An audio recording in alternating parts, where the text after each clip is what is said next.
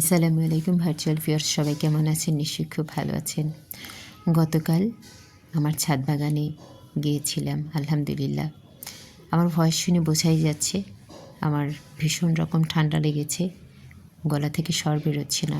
সে যাই হোক, গতকাল ছিল 23 ডিসেম্বর 2025, মঙ্গলবার।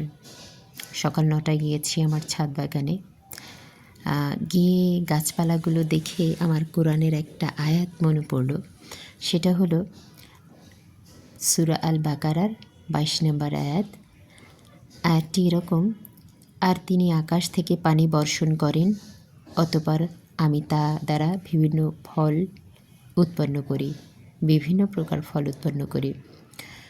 সুতরাং পানির ব্যাপারটা যে গাছপালার জন্য কতটা ইম্পর্টেন্ট, সেটা আমি গাছগুলোকে দেখে ফিল করছিলাম। তারপরও আল্লাহ সুবহানাহু ওয়া তাআলা আমার গাছগুলোকে বাঁচিয়ে রেখেছেন। আমার প্রতিবেশী খুব প্রিয় একজন ভাবি আছেন, উনি ভীষণ অসুস্থ থাকায় আমার গাছগুলো হয়তো কিছুটা পানি শূন্যতায় ভুগেছে আর কি। বাট আল্লাহ সুবহানাহু ওয়া তাআলা আমার গাছগুলোকে বাঁচিয়ে রেখেছেন। আমি অ্যাকচুয়ালি বোঝাতে পারবো না। সামটাইমস আই ওয়াজ ক্রাইং, এবং আমার এমন হয়েছে আমি তাহাজ্জুদ নামাজ পড়েছি গাছের জন্য। আমি নামাজের শেষে আমি দোয়া করি গাছের জন্য। আলহামদুলিল্লাহ, আল্লাহ সুবহানাহু ওয়া তাআলা আমার সেই ইচ্ছেটাকে পূরণ করেছেন। এবং আমি কিন্তু গতকাল গিয়ে আবার গাছের পরিচর্যা করেছি, পানি দিয়েছি, সার পানি দিয়ে আবার ব্যাক করেছি। চিন্তা করুন আমি কি ভয়ঙ্কর রকম উন্মাদ গাছের ব্যাপারে। আমি নিজেও এখন অবাক হয়ে যাচ্ছি যে ফিজিক্যাল কন্ডিশন আমারও ভালো না, কিন্তু তারপরও আমি কিভাবে এটা পেরেছি, আমি অবাক হয়ে যাচ্ছি।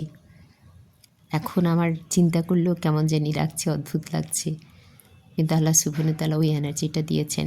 সেটাই বলি, আপনার যদি প্যাশন থাকে, ভালোবাসা থাকে, কোনো কিছুর প্রতি ভালো লাগা থাকে, তাহলে কিন্তু এটা যে কেউ চাইলে এটা করতে পারবে। এই যে আমার আনার গাছ, আমার আম্মা নিজে নার্সারিতে গিয়ে বসেছিলেন, গাছ আমার আম্মার সামনে নিয়েছি যে মা কোন গাছটা পছন্দ করবেন, মা ধরে দিয়েছেন, তারপর আমি গাছ কিনেছি। এই আনার গাছ 3টাই মূলত, এবং একটা কলা গাছ, সে গাছেও কলা এসেছে। তো আলহামদুলিল্লাহ, আমার এত এই গাছগুলো আর মা ধরে ধরে কথা বলেন।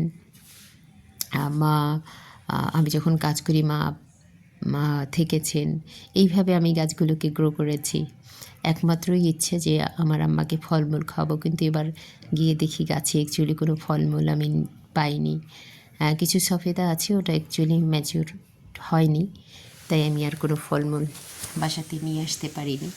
তবে গাছগুলো যে টিকে আছে সেটাই আমার কাছে অনেক বড় ব্যাপার। তো আমি যেটা আসলে ফিল করি ভেতরে, যে আমি সত্যি বড্ড বেশি মনে হয় ভালোবাসি। এই যে চেরি গাছটা, প্রচুর চেরি আসতো এবং অল সিজন চেরি এসেছে, কিন্তু এখন চেরি নাই। তার মানে কি বোঝা গেল? আসলে যত্ন করলে রুক্ষ মরুভূমিতেও